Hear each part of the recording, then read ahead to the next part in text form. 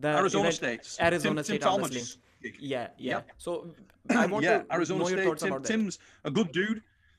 Oh, I think it's fantastic. I think Tim has really thrown his heart and soul into the event. I think he's done a lot of work. He's had a team of guys helping him out. I think Donny Underwood's involved in there, Hollywood Don.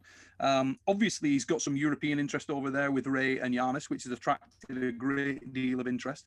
Um, I think Ray and Artem Ternenko is overlooked. I think everybody sees Corey Miller and Janis as the headline. I'm massively interested in Artem and Ray. I think it's going to be a great match. So, superb card in many ways. And this is just another example of what I was talking about earlier on. If you look across the sort of the breadth and depth within the sport now and the stuff that's going on, when we do the fix on a Sunday night, it's very rare that we don't have a big match to talk about. I mean, thank God we've got you as a resource in this game, telling everybody about what's happened, because for a normal person, you couldn't possibly keep up with it.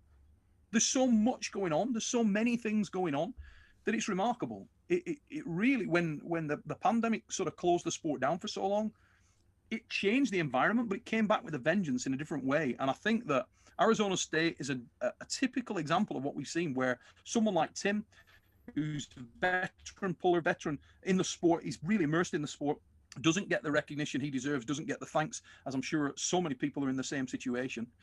But Tim's given his all to this. I think it's going to be a really solid event. I hope the matches deliver. In Corey Miller and Janis Almelins, you've got two killers. These are guys that, I mean, Corey, the Flash Miller, known for putting guys away quick. He's unorthodox. He's very, very fast. He's got real pedigree. My question would be whether he is fast enough at this stage of his career to be able to really put Janis into a compromised position. Janis Almelins is extraordinarily experienced, very versatile, underrated in terms of his strength.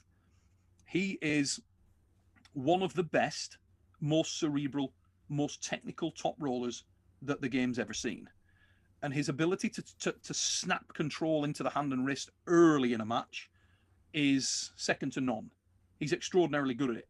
So if the strength gap is close, I would definitely lean towards Janis because of his professionalism, is the right word, really. Experience and professionalism.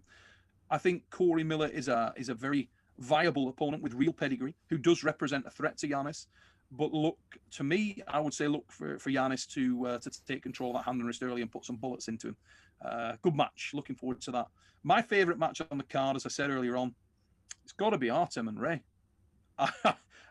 Ray is perfectly designed for getting into serious trouble at an arm wrestling table, but perfectly built to dig his way out of some serious holes. Artem Taranenko, I think, is a guy that is hungry for success, extremely hungry for recognition, wants to be seen as that upper tier and to make moves into that environment. I know he's pushing very hard, and he thinks this is his time. Ray is a very, very significant test, and I expect that to be a battle. I think that could be the match on the card. If you look at Wayne Withers, Don Underwood, that's a match which is very hard to predict. If you look at physicality, you would lean towards Wayne Withers. Very big man, a lot of experience, very active, has pulled extensively over the last 2 years. He's been one of the most active super heavyweights in the game. Don Underwood, resurgent, really needs some wins under his belt. He's been struggling of late.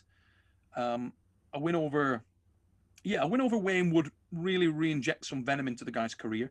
It's a notable win. And both great guys, totally opposing styles. Wayne looking to sort of capitalize on the reversing top roll and dominate from there with the height and the long lever. Underwood looking to finish fast, looking to get the quick kill. Don also has a little bit of a hook on him, so could be an interesting one there. I would say that's 60-14 in favour of Withers. I would think just because of the scale and the confidence going into there. I think Wayne will be very confident. Don is an emotional individual, and he may be asking himself some questions. I'd love to see Don Underwood do well in that match. I really would. Robbie Topi, Passmore. Wow. On paper, all about Robbie Topi. Passmore, huge reputation. Before he suffered the injury, was on the tip of everybody's tongue. He was the up-and-coming guy. Since the injury, for whatever reason, lost a little momentum, a little less active, understandably so. On the left arm, Robbie carved himself out as one of the top guys in the United States.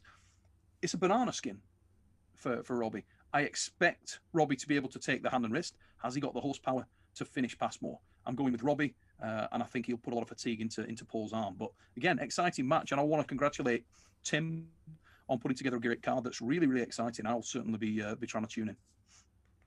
Right, and guys, that pay-per-view is on Arm Wrestling TV, the biggest YouTube channel, YouTube arm wrestling channel. It is a $6 pay-per-view, so please support that event as well. And one final question, Neil.